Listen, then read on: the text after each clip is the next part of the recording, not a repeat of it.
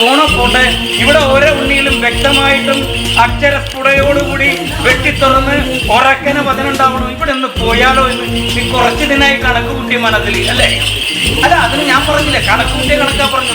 നീ എന്നെ വിളിച്ചോ, എന്റെ അധികാരിനെ വിളിച്ച് കണക്കൊന്നും ഞാൻ ചോദിച്ചില്ല.